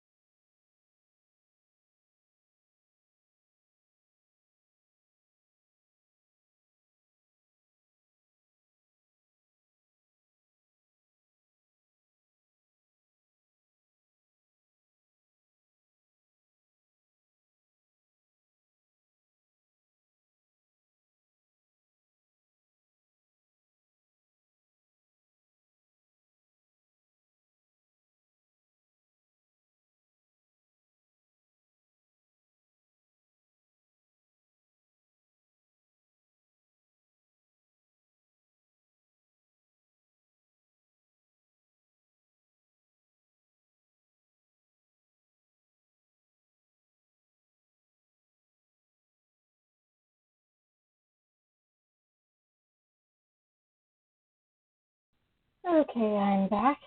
Ready to resume here. I'm not used to talking this much. It's a little weird. I open my eyes to the incessant sound of fists banging hard on my door. Uh-oh. My head is pounding still, a fuzzy haze sailing over me as I drag myself in the comfort of my bed and attempt to ignore the ache that's made itself at home behind my eyeballs. Well, great. I blink once, twice, and shit. It's dark. That's not good. Surely I slept for more than a few hours. Hunter Robin, if you don't open this door in the next 5 seconds, then you'll have to pay for a new one. Double shit. You better hope you're dead in a bloody ditch somewhere. Oh no. I grimace, thinking how can I actually be for the preferred option right now? Seriously, he's gotta be fucking pissed. Excuse me, Dave's gotta be fucking pissed. Did I really sleep for a whole day? And clearly you needed it. Well, at least my death will be at the hands of something other than a ghastly creature, I suppose. Small victories. I look out the window and it's most definitely past sundown. Shit, shit, shit, shit, shit. Lunaris is covered in snow, a pristine blanket of perfect white glistening in the moonlight. There are more people in the street than I've seen in the whole time I've been in Lunaris, and they're hanging brightly colored bunting from between the crooked little houses. Another knock, quieter this time. I have things to do, important things. I can hear you in there, you know. The thought of opening the door and seeing August ready to tear my head off is less than appealing, especially when it probably looks like I've been dragged through a day nest and left for dead. I also like this little detail of the sash hanging from the chair there. I gather my wits and shout as cheerily as I can muster, "I'll be down in 5 minutes!" A series of incoherent mumbles come from the other side of the door, followed by a crack of heels as they walk away without much of a fight. I have the feeling I'm in a lot of trouble. Really? Wonderful. The wolf is full to the brim with red-faced patrons, all wearing far fancier outfits than the usual uninteresting garments they tend to sport. So maybe I should have gotten dressed more fancy-like? I see August scowling in the corner, but I almost don't recognize them out of their uniform. They spot me, and I can almost feel my blood freezing as that ice-cold gaze fixes upon me. Okay, so what are they wearing? Oh, nice. We thought you were missing. I almost had a search party sent out for you. Come on, you gotta take the third option here. I catch myself staring as August impatiently taps their foot, waiting for an apology. They look different, more relaxed, and far more approachable. It certainly doesn't help my growing infatuation with them. Nope. You look different. Amazing, actually. Their foot stills, a dark brow raising, and what I'm hoping is interest. I do, I smile, biting my lip to prevent it from growing as wide as I'd like it to. Yes, you do. You have impeccable taste, General. Thank you, Robin. It's hard to find a decent tailor in this part, so they help their words, narrowing their gaze, apparently silently suspicious of my curiosity. And yet, flattery will get you nowhere, and certainly not on a day where you've shown yourself up so horribly. Yeah, fine. I'm really sorry. I didn't do it on purpose. They raised their hand, silencing me. Oh no, I'm not even willing to listen. I don't want to hear it. If you had attended this morning's meeting, you would know that tonight is quite an important occasion. I gathered that it was important. Now, we don't have much time thanks to your tardiness, so please bear with me while I explain. We are in the middle of a crisis, yes, but the Lunar Festival is unavoidable. Harry thinks that if we postpone or cancel it, the town will erupt into chaos. They need stability more than ever right now, and the last thing we need is more panic. Great. Lunar Festival? A festival. Well, there are horrible murders being committed. Trust me, I know. It's abhorrent, to be quite honest. It's a yearly tradition that's been around for centuries, one that Harry holds dear. He's been distant lately. We need our leader back, and if this helps, then I'm willing to play along. Okay. I expect you to do the same. No questions asked. Understand? I hardly agree, and I have more than enough on my mind that I need to figure out, but the look August is giving me tells me I have little to no choice. Again. I ponder that question for a little longer than necessary for dramatic effect, feeling them growing impatient. Gotta tease them a little. Absolutely anything you need. Oh, I forgot about that. I dropped something. They relax at that, their pretty eyes bright as they stare me down. Good. Between you and me, I personally think that it's a complete and utter waste of time and resources, especially in the middle of such a crisis. They sigh heavily, shrugging as if they've already admitted defeat. Alas, it's important to Harry that we stick with said tradition and show the people of Lunaris that everything is exactly as it should be, even though it's not. Right? You gotta put on a brave face. So just forget about the horrible murders and my sworn duty to protect and serve the people for a night then. Yes, you've got it. And I don't have a choice. Do you ever? Point taken. A rather loud cheer rings out from the doorway, and August grimaces, running a gloved hand over their face. The festival itself takes place in the market. Please represent us well, Hunter. All eyes will be on you, and this is the perfect opportunity for you to introduce yourself to the town. Then they look me up and down, apparently unsatisfied with my presentation. You'll want to change it to something a little more interesting, and I suggest you find someone to escort you.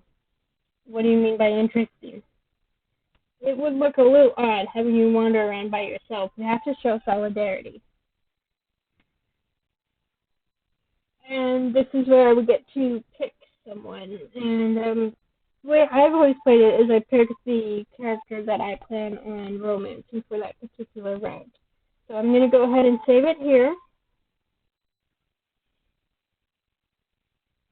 So just to write that in because it's not far into the chapter. So there's only one person watching at the moment. They probably know exactly who I'm going to pick. But we are going with Piper. Is Piper also required to attend the festival? She is, but she's expected to work. She's been assigned as guard this evening. I see. They sigh, clearly exasperated that I apparently have an interest in her whereabouts. If you are going to seek her out, just see to it that you don't disturb her work. And don't forget to change. I nod, smiling politely. Yes, General. Good evening, Hunter. They take on an expensive-looking fur coat and head out into the chill. I looked at my outfit, sighing as I resigned myself to the fact that I probably should change. Yeah, I was kind of picturing that she put on her, at least most of her uniform to talk to August. I head out into the snow-covered night, taking in the strange beauty of the town as I draw near to the market.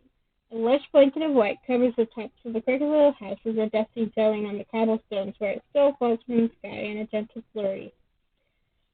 Now, just so people know, I have not had much experience with snow. I grew up in Southern California. We don't get much snow where I live. I can count on one hand the number of times we've gotten snow down here. When I was in college, we went up into the mountains in April for a field trip, and there was still snow where we went up at McDonald's for lunch. And we finished eating, and then most of us who were in the same situation as me grew up barely getting any snow. Most of us went out and started playing with it like we were teenagers or even little kids. And these were college kids, so we were at the youngest, 20. So that was interesting. But so this is to say, this description is my only experience with snow. Besides that trip to the mountains and a think that's it. I think that's the only time I really encountered snow because the traveling that we've done as a family was not at peak snow season for a reason. My parents, especially my mom, doesn't want to deal with snow. Lunaris certainly has charm, and when it's quiet like this, it could almost be mistaken for being peaceful. Something about snow that just makes everything seem peaceful. I hear rustling, then a quiet whispered string of curses. Oh, curses. Who could that be, I wonder? What's up? Oh, look! A wild elk appears. Not who I'm looking for, but hey.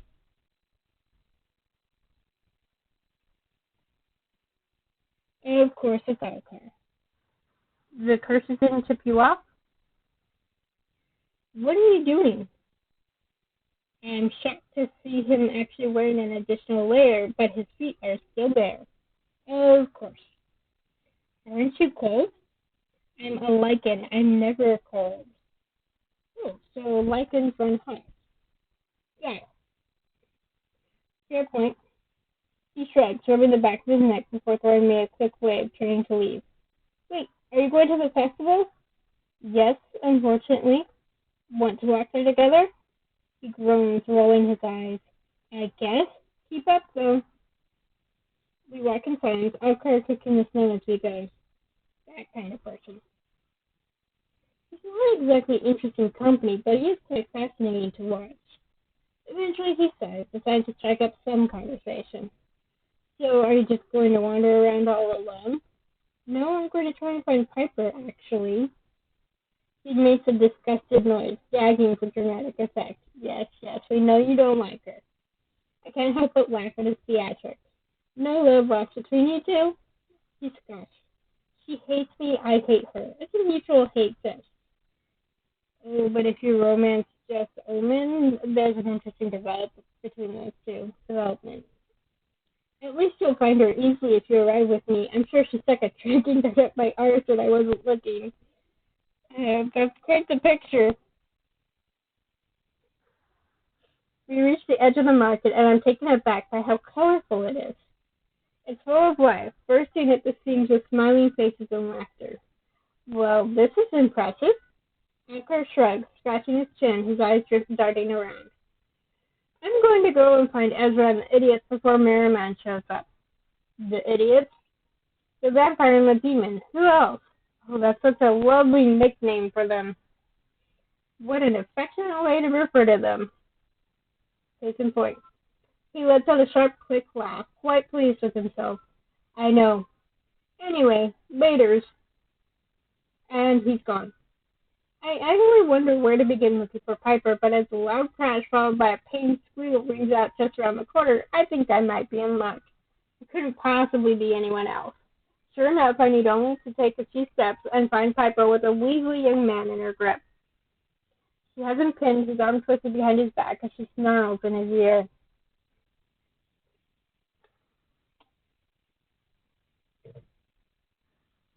Catch any of these ladies' wares again, and they'll cut off one of those stubby little fingers. Got it? Ah, such a charmer. The man nods quickly, and I don't blame him. Drop the goods, and I won't have you arrested for theft.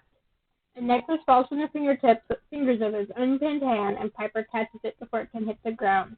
Quick reflexes. Nice. She releases him with a shove, and he darts off into the crowd, whimpering as he goes. She inspects the necklace with narrowed eyes before handing it back to the elderly woman who owns the jewelry stall. Here, sweetheart, you just yell if that knob comes back, and I'll come running, daggers drawn. The old woman nods, clasping Piper's hands between her own and muttering her thanks. Piper turns and spots me in the crowd, offering me a small wave. Hey there, what's kicking? Ooh, she's wearing a different outfit, too. Nice. I love that they picked dark purple for her color. That was impressive. Just keeping myself busy considering this is the most boring night of my fucking life. Oh. August assigned you to this? She scoffs, tucking her stray hair behind her ear. And look, angry! They did. Just another in a long line of punishments, I assume. Now, I wonder if it was August's choice or Harry's choice for this assignment. I'm being made to spend one of the only enjoyable nights of the year in this hellhole, babysitting a bunch of incompetent juniors. And the most exciting thing to happen is training a skinny runt's wrists for getting too touchy-feely with some jewels. So, regular response or flirty response? Let's go with flirty. I was looking for you. I wanted to spend some time with you. Sorry, that was not meant to happen. Oh, you did, hmm? Well, that's awfully nice of you, but I'd hate to drag you around chasing petty criminals on your night off. It's fine, Piper. I'd be happy to do anything if I got to do it with you. Flirt, flirt, flirt, flirt. Please don't be a disaster lesbian or spy. Aren't you a flatterer? I can't say I'd mind some company, especially if it's you. Now who's the flatterer?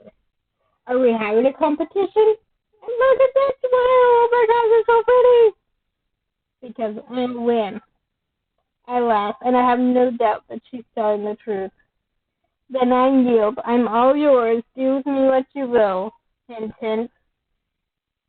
Oh, Hunter Locke, you have no idea. Oh my gosh. So, where do we start? Are you literally just expected to wander around until something happens? Pretty much, yes. Which is why hunters are such an idiotic concept, or at least hunters and guards. We're essentially conditioned to be creature-killing machines, but when you get shoved into a tiny town like this, you end up doing the enforcer's job. They are supposed to be the ones policing at such events, but they're too busy sitting behind their expensive imported wood desks, sipping wine that they can't pronounce the name of. Someone's bitter. She takes a deep breath, running her hands over the front of her coat. Sorry, I'm a little disheartened lately. Oh, I know. I don't blame you. It must be hard. I've worked myself half to death since I was 12 years old to become general, and to have that ripped away when I achieved it at such a young age. But that isn't the time for such conversations. Sadly, no. If I have to guard at this shitty festival, then I'll do it right. Come on, partner. We head deeper into the market, seeking out the busier areas where it might be a little easier for theft to occur. I can tell Piper is restless, her fingers switching at her side, often reaching to check her daggers are still in place at her back. She doesn't belong here, the job beneath her. So I intend to make it as enjoyable as possible for her. And for the record, in my head, even though Robin is dressed for the festival, she's got some weapons on her person. No hunter worth his salt would go about unearned. I know you can't drink on the job, but hot chocolate is acceptable, right? I point to the stand that sits before us, watching people walking away, clutching cups piled high with cream and marshmallows. Piper grins, eagerly skipping towards it and striking up conversation with the vendor.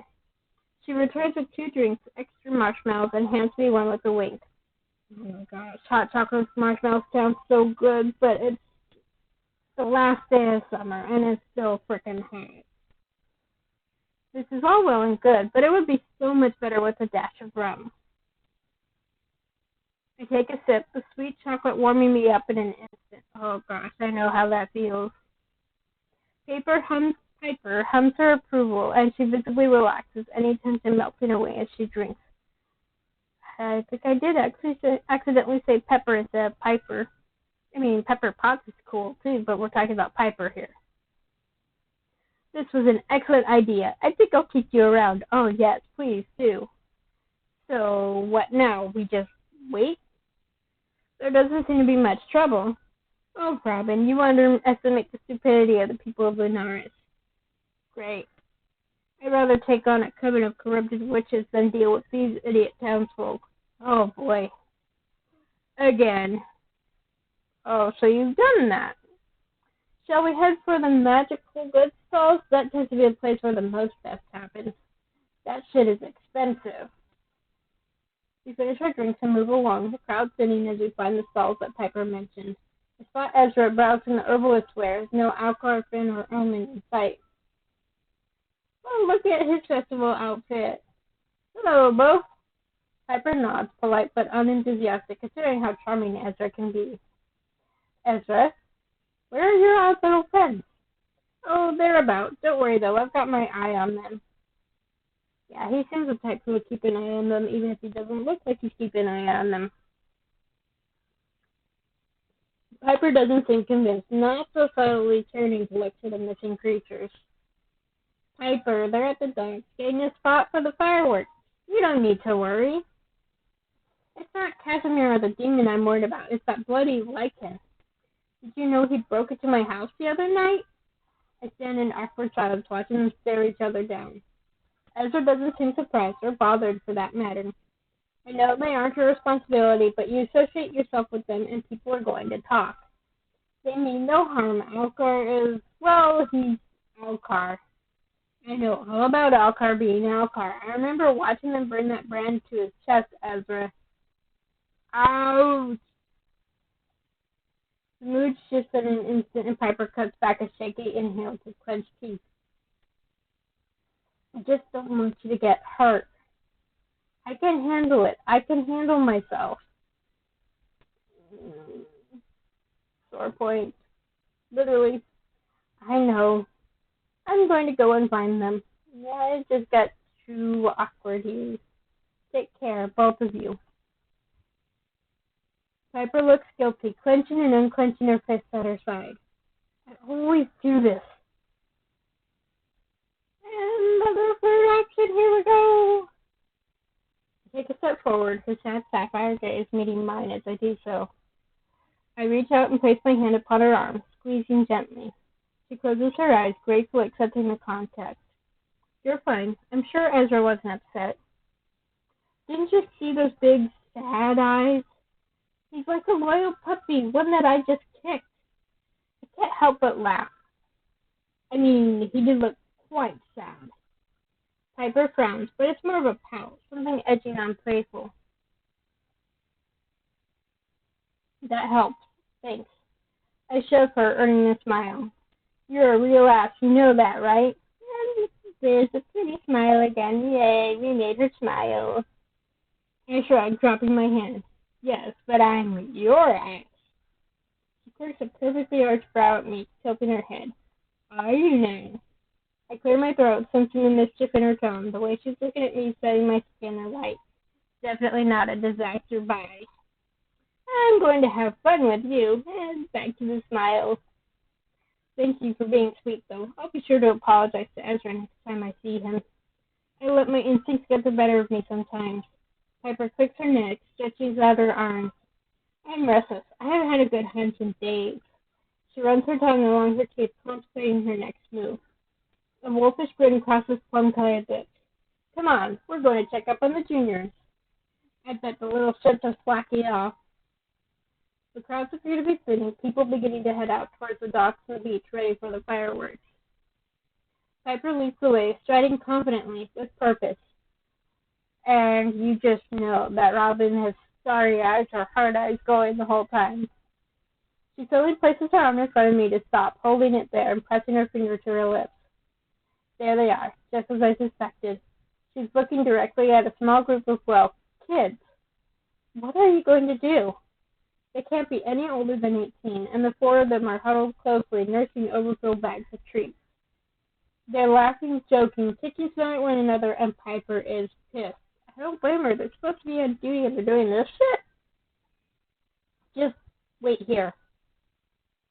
Piper grins, sneaking off, and I watch intently as she crouches behind a wall, a perfect view of her target. She's roguish, stealthy, and I long to see her in the field.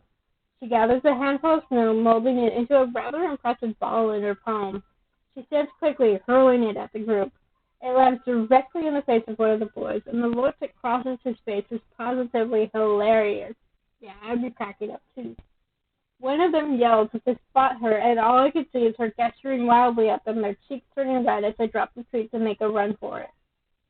She's still shaking her head as she returns to me, her coat and hair covered in a dusting of snow. And there we have it, our future. A bunch of snot-nosed little shits who would rather suck ass than save humanity. Is it training school really that lax these days? Is Training school really that last Tuesday. There we go. I put in an extra word that didn't go in there. I don't know how lucky they are. I'd kill to go back to school. I was in my element there, top of my class, training every day. She sighs wistfully, killing things without having to write a bloody report about it afterwards. Oh, that's what you care about. You don't want to write the report.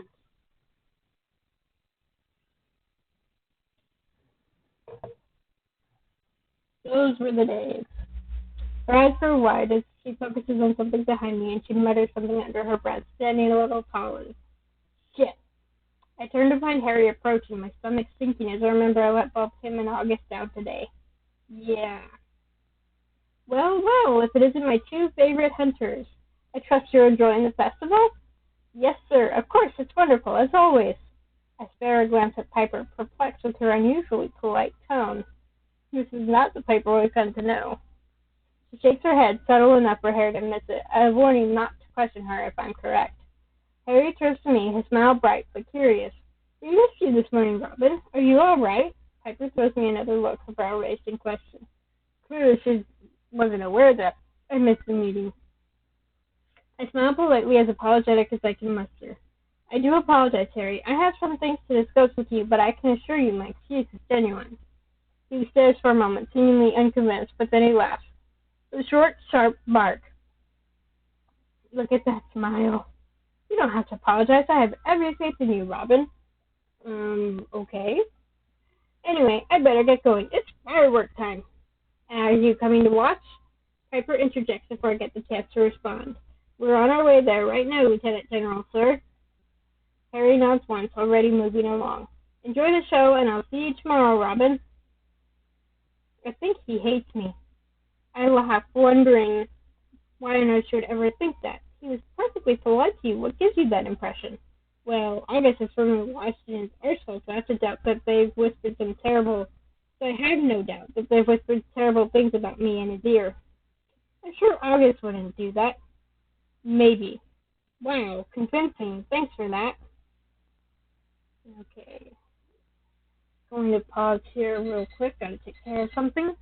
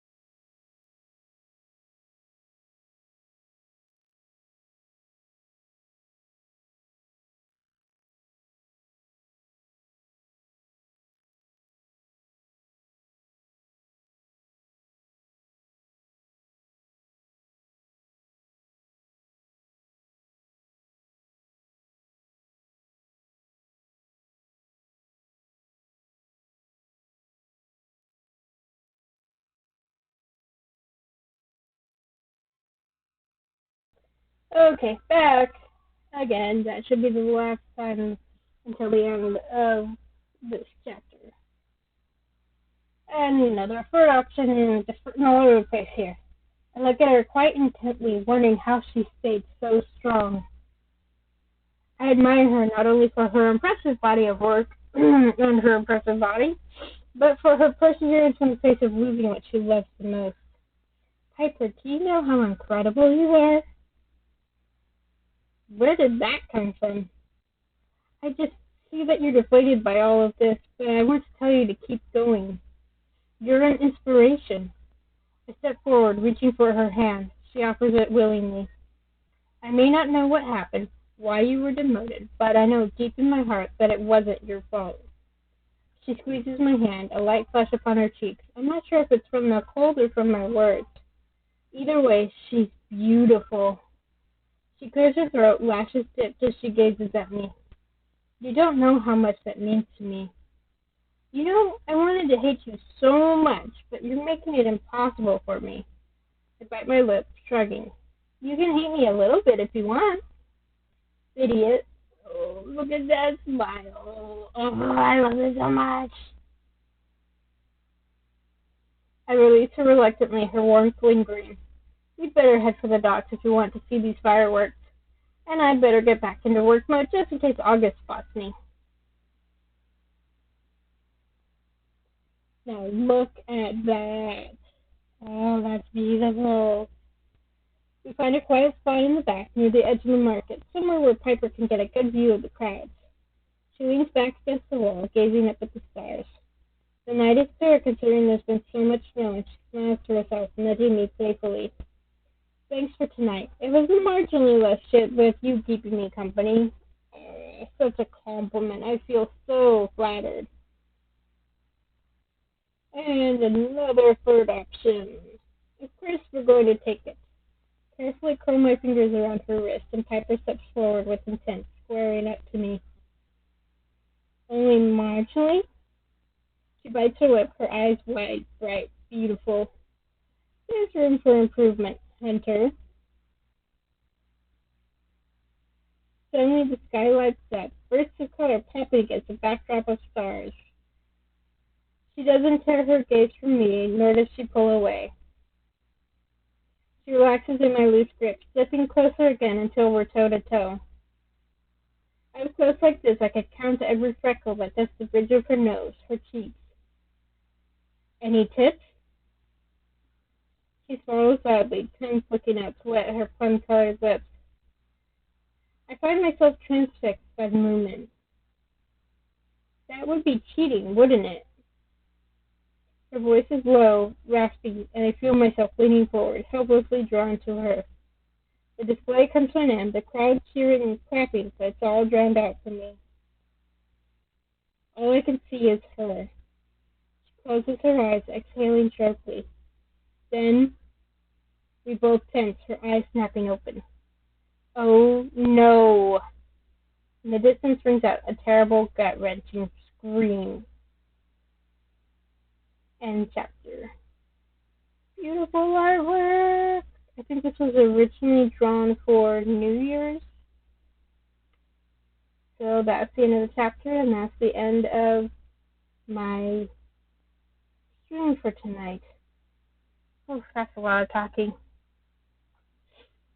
So, I don't know when I will next do a live stream.